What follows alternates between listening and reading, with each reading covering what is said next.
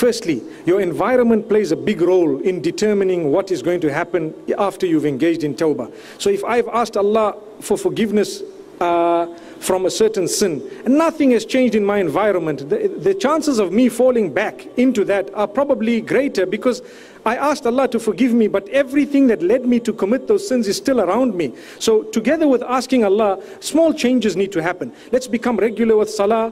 Let's start becoming in the company of better people. Perhaps let's listen constantly to some talk that's motivating. Wallahi, it helps a lot, a lot. If you listen to something that motivates you, the Quranic recitation, the translation of the Quran, a good lecture, whatever else motivates you, it will help you so much.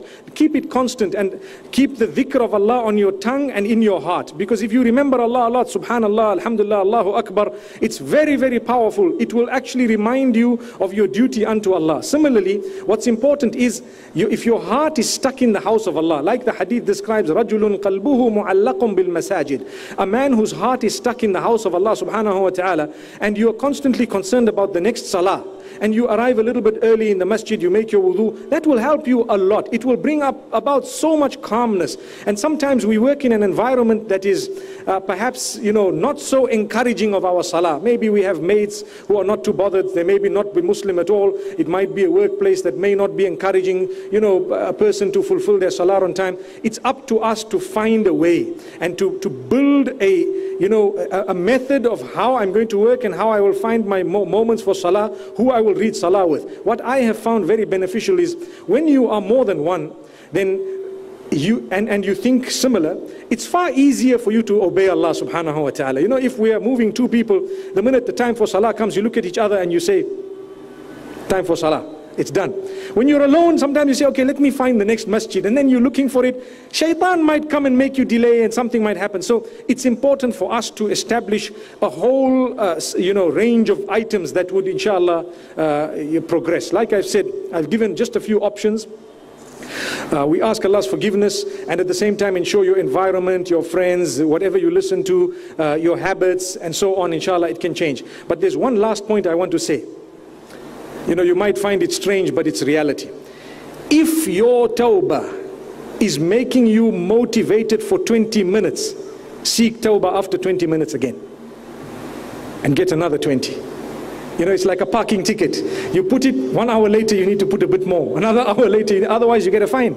So before, like you say, and wallahi, I salute your courage to have said this thing open, but it happens to all of us that sometimes, you need a bit of a recharge of a battery. I spoke about it, giving the example of the phone, that the battery dies or it comes low. When it gets to 10%, it tells you to recharge. Same applies with us. When our that tawbah and the feeling we felt is driving a little bit low, that boost we need, plug it in again, go to the masjid, meet a good man, meet someone, do something good, try and read a good book, motivation, the Quran, the recitation, something that motivates you, keep it going. May Allah subhanahu wa ta'ala help us all, and may He make us from amongst those who can be motivated to do good. Wallahi, you are so correct. It's very difficult in this environment of materialism. Everything is about money, everything is about perfume, everything is about lovely things and flashy items, everything is about the latest and the latest, in such a way that we forget to turn to Allah.